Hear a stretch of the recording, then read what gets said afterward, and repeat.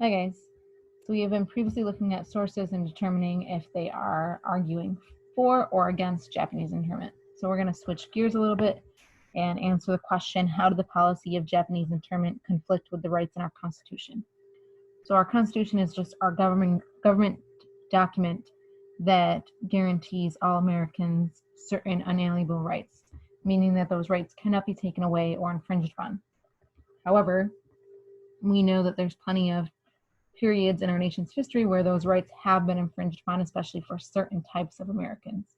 We're going to look at World War II and the period of Japanese internment or incarceration as a time period in which the rights of Japanese Americans were infringed upon. First, we're going to look at Source 9, Constitutional Convention, document describing the structure of the U.S. government, the United States Constitution. We're going to look at only sections of the Constitution, not the Constitution in its entirety, and it was written in 1787. The preamble states, "We, the people of the United States, in order to form a more perfect union, establish justice, ensure domestic tranquility, provide for the common defense, promote the general welfare, and secure the blessings of liberty to ourselves and our posterity, do ordain and establish this Constitution for the United States of America." So I just wrote a little annotation on the highlighted text, "We, the people of the United States," applies to all U.S. citizens, and I asked that in a question because we've heard in several of the other sources that many of the people who were rounded up were in fact citizens, but yet they were still interned and incarcerated anyways.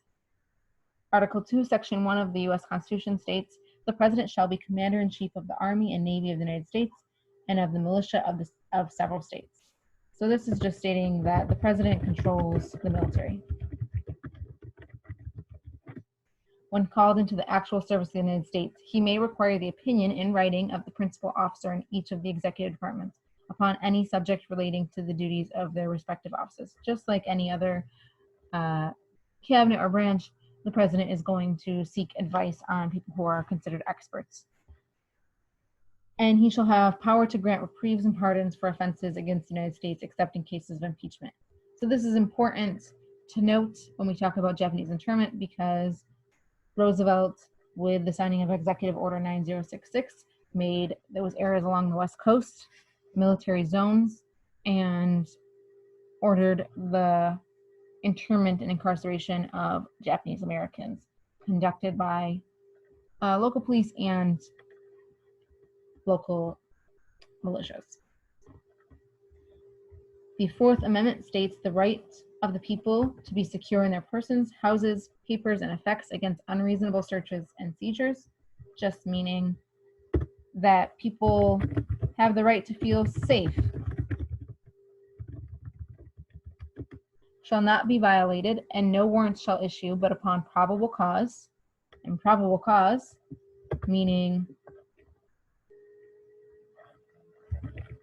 evidence or nearly proof.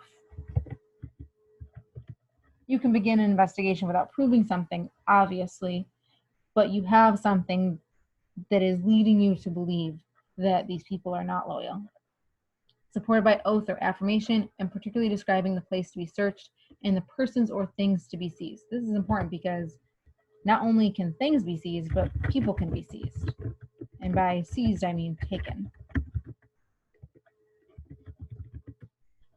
Which is important to note because we're not all that concerned with the things that were seized during Japanese internment, but we're concerned about the people that were seized.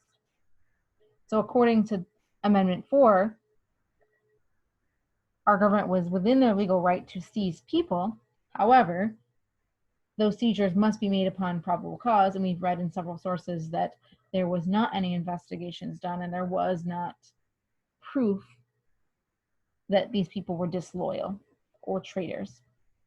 The Fifth Amendment states, "No person shall be held to answer for a capital or otherwise infamous crime unless on a presentment or indictment of a grand jury, except in cases arising in the land or naval forces or in the militia, when in actual service in time of war or public danger, nor shall any person be subject for the same offense to be twice put in jeopardy of life or limb, nor shall be compelled in any criminal case to be a witness against himself, nor be deprived of life, liberty, or property without due process of law, nor shall private property be taken for public use without just compensation."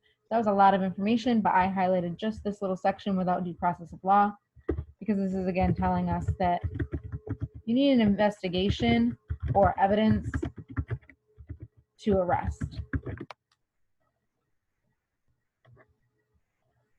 The 14th Amendment, Section 1, states all persons born or naturalized in the United States and subject to the jurisdiction thereof are citizens of the United States and of the state wherein they reside.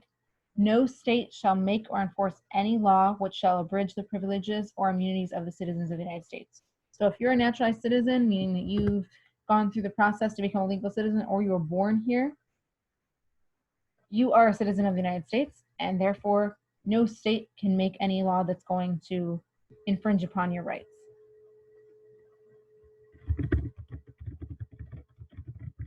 They can't be taken away. Nor shall any state deprive any person of life, liberty, or property without due process of law. Again, we're seeing this little bit about due process of law or having an investigation or evidence. Nor deny to any person within its jurisdiction the equal protection of the laws. So equal protection, meaning it doesn't matter if you're a man or a woman or from one country or another. If you are a citizen of the United States, you are equally protected under the law as every other citizen.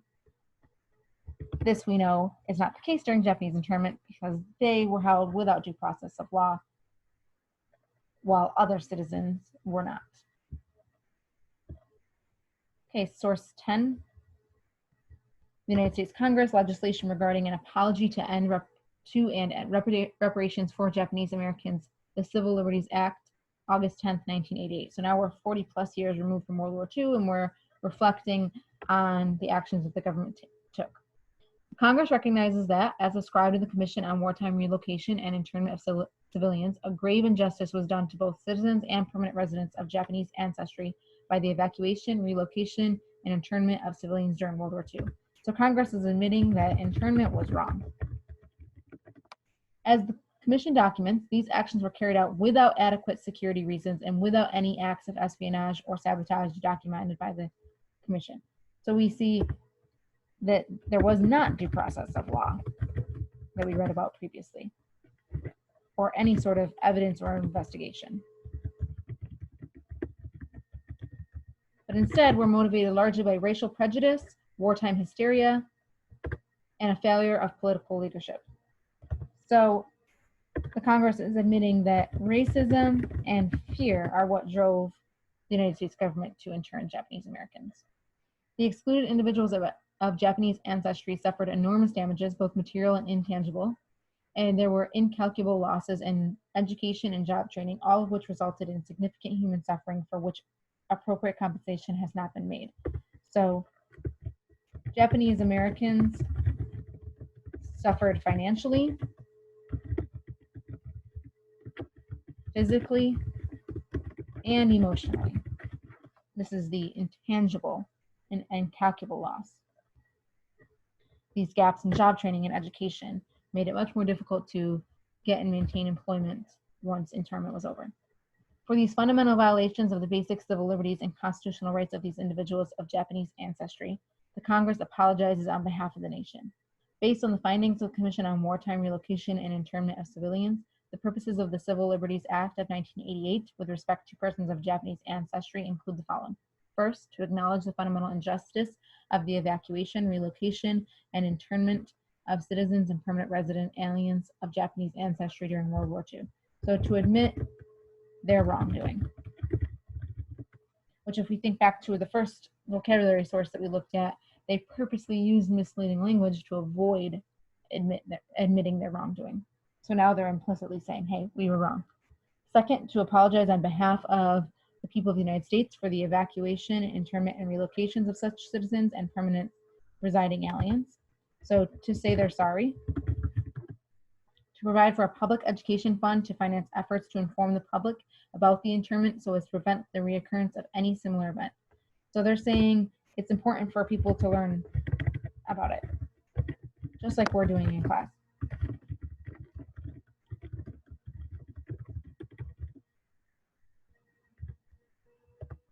Fourth, to make restitution to those individuals of Japanese ancestry who were interned. So we're talking about cash payments.